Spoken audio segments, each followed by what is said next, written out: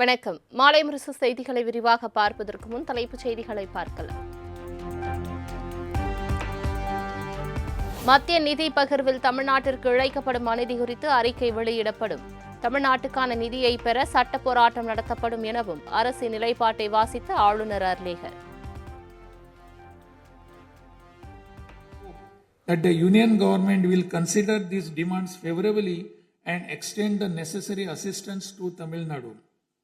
A resolution will be passed in Tamil Nadu Legislative Assembly demanding Tamil Nadu's due share of financial devolution from the taxes contributed to the union government.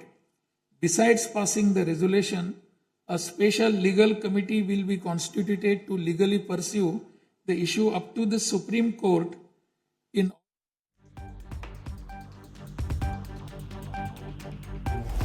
Tamil Nadu அரசு இருமொழிக் கொள்கை என்பதில் உறுதியாக உள்ளது. தமிழ்நாட்டில் இருமொழிக் கொள்கையை தொடரும் என திட்டவட்டம். மத்திய அரசின் புதிய கல்விக் கொள்கையை தாவேக அரசு உறுதியாக எதிர்க்கும் என சட்டப்பேரவையில் ஆளுநர் அர்லேகர் உறுதி.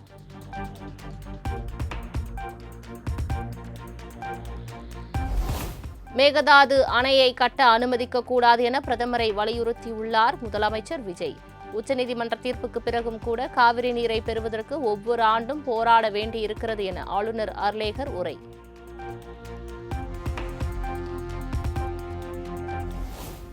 முல்லை பெரியாறு அணையிலிருந்து நீர் வரத்தை தடுக்கும் வகையில் கேரள அரசின் புதிய அணை திட்டத்திற்கு தமிழக அரசு எதிர்ப்பு.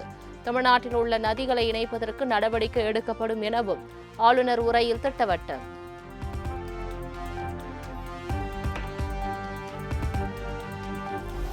சாதிவாரி கணக்கெடுப்பை மத்திய அரசு நடத்த வேண்டும் என தமிழக அரசு வலியுறுத்தல். மத்திய அரசு கணக்கெடுப்பை முடித்த பின் தமிழக அரசு சர்வேயை தொடங்கும். 69% இடஒதுக்கீட்டை பாதுகாக்க தமிழ்நாடு அரசு உறுதி எனவும் ஆளுநர் உரை.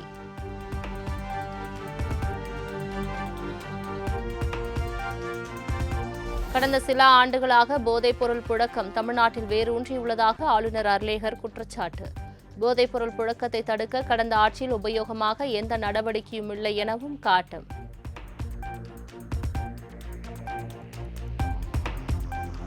இந்து சமய அறநிலையத்துறையின் அடிப்படை கட்டமைப்புகளில் மாற்றம் மேற்கொள்ளப்படும் என ஆளுநர் உரை. கோயில் சொத்துக்களை அதன் நலன்களுக்காக மட்டுமே பயன்படுத்துவதற்கு உறுதி செய்யப்படும் எனவும் பேச்சு.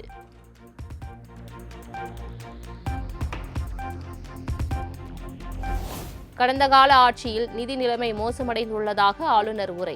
தமிழ்நாட்டில் ஒவ்வொருவர் தலையிலும் 1 லட்சம் ரூபாய்க்கும் மேல் கடனை வைத்துள்ளதாகவும் திமுக ஆட்சி குறித்து விமர்சனம்.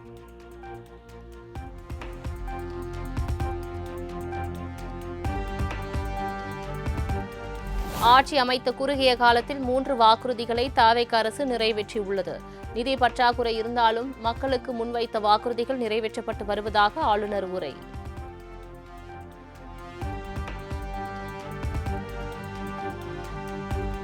நிதிநிலை மோசமாக இருந்தாலும் வாக்குறுதியை நிறைவேற்றுவதில் முதலமைச்சர் விஜய் உறுதியாக உள்ளார். 100 யூனிட் இலவச மின்சாரத்தை 200 யூனிட்டாக உயர்த்தியுள்ளார் எனவும் சட்டப்பேரவையில் ஆளுநர் அர்லேகர் உரை.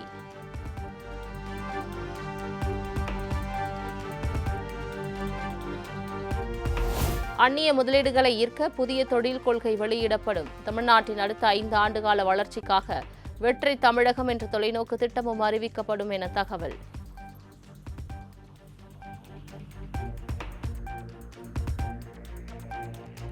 தாவேக அரசுக்கு கேள்வி எழுப்பும் வகையில் பதாகைகளுடன் சட்டப்பேரவைக்கு வருகை தந்த திமுக எம்எல்ஏக்கள். வாயை திறங்க சிஎம் என்ற வாசகத்துடன் கருப்பு பேட்ச் அணிந்து வந்து முழக்கம்.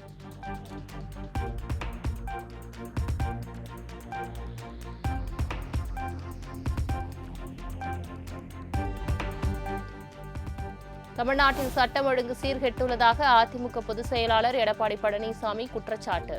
தமிழகத்தில் நடக்கும் குற்ற சம்பவங்களை பார்த்தால் சிங்கப்பெண் படைக்கே பாதுகாப்பு தேவைப்படுகிறது எனவும் விமர்சனம்.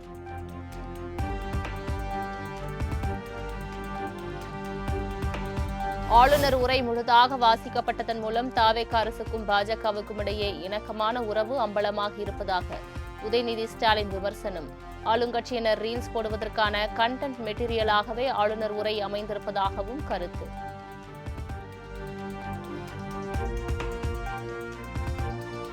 திமுகவுக்கும் பாஜகவும் தான் நெருக்கமான உறவு இருப்பதாக அமைச்சர் சிடிஆர் நிர்மல்குமார் விமர்சனம். செந்தில் பாலாஜி உள்ளிட்ட சிலர் மீது வழக்கு பதிய ஆளுநர் இன்னும் அனுமதி தரவில்லை என குற்றம் சாட்டி பதிலடி.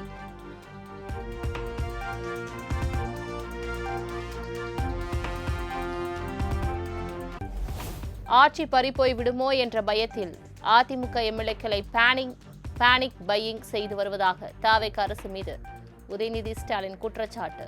தாவேக அமைச்சர்கள் எல்லாம் ரீல்ஸ் வெறியில் சுற்றி வருவதாகவும் தாக்கு.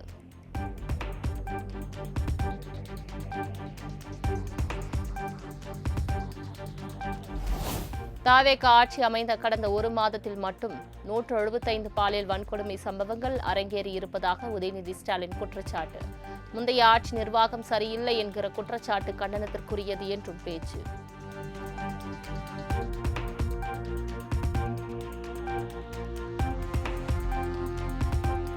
தனிப்பட்ட காரணங்களுக்காகவே குற்ற சம்பவங்கள் நடைபெற்று வருகிறது. மற்றபடி தமிழக அரசு எதையும் மூடி மறைக்க வேண்டிய அவசியமில்லை. குற்ற சம்பவங்கள் எங்கு நடந்தாலும் உடனடியாக வழக்கு பதிவு செய்யப்பட்டு நடவடிக்கை எடுக்கப்பட்டு வருவதாக சிடிஆர் நிர்மல்குமார் விளக்கம்.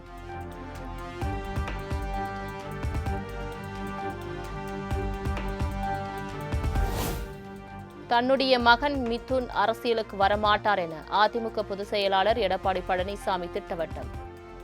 தனது மகன் அதிமுகவில் எந்த பதவியிலும் இல்லை, அடிப்படை உறுப்பினராக மட்டுமே உள்ளதாக பேட்டி.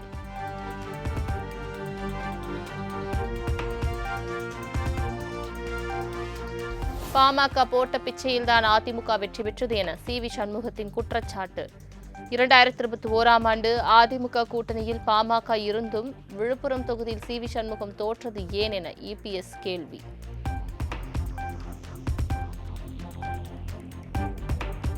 அதிமுக முன்னாள் அமைச்சர் சி.வி. சண்முகம் சென்னை எம்ஆர்சி நகரில் உள்ள தமது இல்லத்தில் எஸ்பி வேலுமணி உள்ளிட்டோருடன் மீண்டும் ஆலோசனை. அதிமுக எம்எல்ஏக்கள் அடுத்தடுத்து ராஜினாமா செய்து வருவது அரசியல் வட்டாரத்தில் பரபரப்பை கிளப்பிய நிலையில் முக்கிய முடிவு எடுக்கப்படலாம் என தகவல்.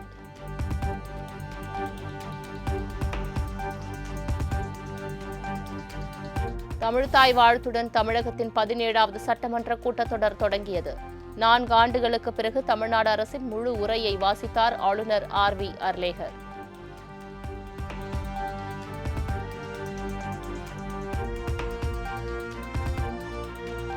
சட்டப்பேரவையில் தமிழ்த்தாய் வாழ்த்து தேசிய கீதம் பாடியதற்கு தேமுதிக பொதுச் செயலாளர் பிரேமலதா விஜயகாந்த் வரவேற்பு.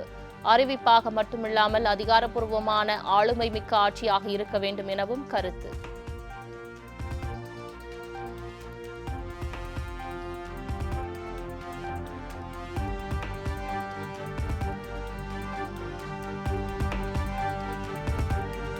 தமிழகத்தில் சமூக நீதி சர்வே நடத்தப்படும் என ஆளுநர் உரையில் உறுதியளிக்கப்பட்டிருப்பது தமிழக அரசியலில் ஒரு மைல்கல். இது ஒரு சாதியின் பிரச்சினை இல்லை, தமிழகத்தின் சமூக நீதி பிரச்சினை. சமூக நீதி சர்வே எடுத்தால் ஒட்டுமொத்த தமிழ்நாடும் வளரும் என பாமக தலைவர் அன்புமணி அறிக்கை.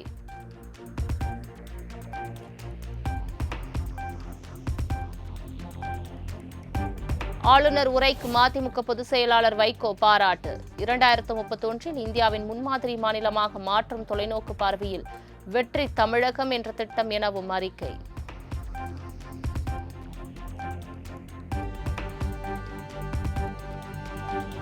தாவேக அரசு தயாரித்த ஆளுநர் அர்லேகரின் உரை என்பது தங்க முலாம் பூசப்பட்ட தகரம் என அமமுக பொதுச் செயலாளர் டிடிவி தினகரன் விமர்சனம். பெண்களுக்கு எதிரான குற்றங்களை இரும்புகரம் கொண்டு ஒடுக்குவது தாவேக அரசின் லட்சியம் என்கிற உரை கேலி கூத்து என்றும் கருத்து.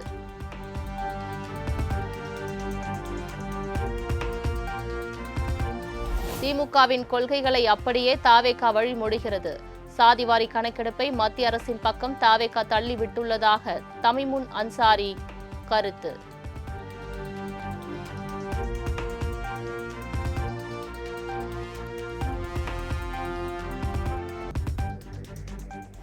தமிழ்நாடு அரசின் மின்சாரத்துறை சார்பில் அடுத்த வாரம் வெள்ளை அறிக்கை விடப்படும். அமைச்சர் சிடிஆர் நிர்மல்குமார் சட்டப்பேரவை வளாகத்தில் செய்தியாளர்களிடையே தகவல்.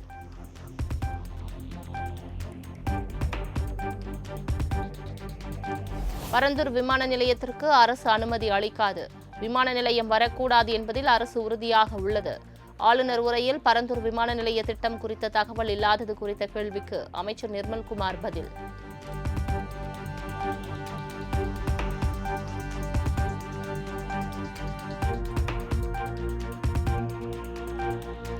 வருகிற 23ஆம் தேதி வரை சட்டப்பேரவை கூட்டத்தொடர் நடைபெறும் என சபாநாயகர் ஜேசிடி பிரபாகர் அறிவிப்பு.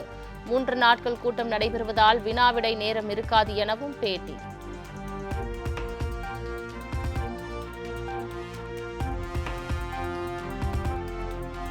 ஒன்று 2026 முதல் அமலான டாப்ஸ் திட்டத்திற்கான அரசாணையை வெளியிட்டது தமிழ்நாடு அரசு.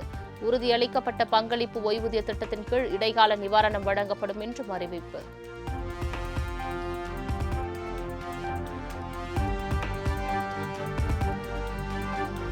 நீலகிரி, கோவை, திண்டுக்கல், மதுரை உள்ளிட்ட 14 மாவட்டங்களில் இன்று கனமழைக்கு வாய்ப்பு.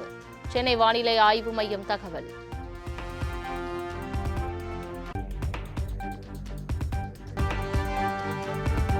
நெல்லை அருகே சொத்து தகராறு காரணமாக உடன் பிறந்த தம்பியின் காரை பெட்ரோல் ஊற்றி தீ வைத்து கொளுத்திய அண்ணன். சிசிடிவி காட்சிகள் வெளியான நிலையில் காரை தீ வைத்து கொளுத்தியவருக்கு போலீசார் வலைவீச்சு.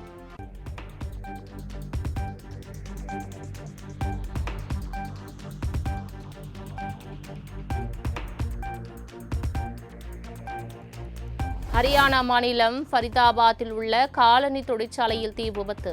பல கோடி ரூபாய் மதிப்பிலான காலணிகள் மற்றும் இயந்திரங்கள் தீயில் எரிந்து சேதம்.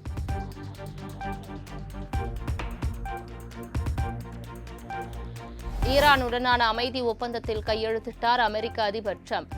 ஈரான் மறுகட்டமைப்புக்கு 28 லட்சம் கோடி ரூபாய் நிதி உதவி அளிக்கப்படும் என்பது உட்பட 14 அம்ச அறிக்கையை வெளியிட்டது அமெரிக்க அரசு. அமெரிக்கா, ஈரான் இடையே அமைதி ஒப்பந்தம் கையெழுத்தானதை அடுத்து கப்பல் போக்குவரத்துக்காக நாளை முதல் முழுமையாக திறக்கப்படுகிறது ஹார்முஸ் நீரிணை.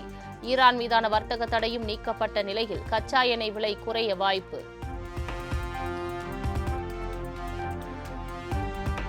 ரஷ்ய தலைநகர் மாஸ்கோவில் உள்ள எண்ணெய் சுத்திகரிப்பு ஆலை மீது ட்ரோன் தாக்குதல் நடத்திய உக்ரைன். கரும்புகை சூழ்ந்துள்ளதால் கடுமையாக பாதிக்கப்பட்டுள்ள பொதுமக்கள்.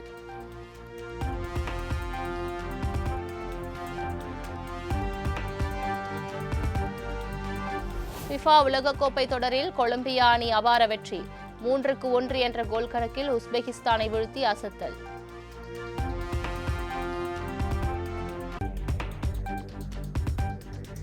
ஃபிஃபா உலகக்கோப்பை தொடரில் பனாமா அணியை வீழ்த்தி கானா அணி வெற்றி. 1-0 என்ற கோல் கணக்கில் பனாமாவை வீழ்த்தி அபாரம்.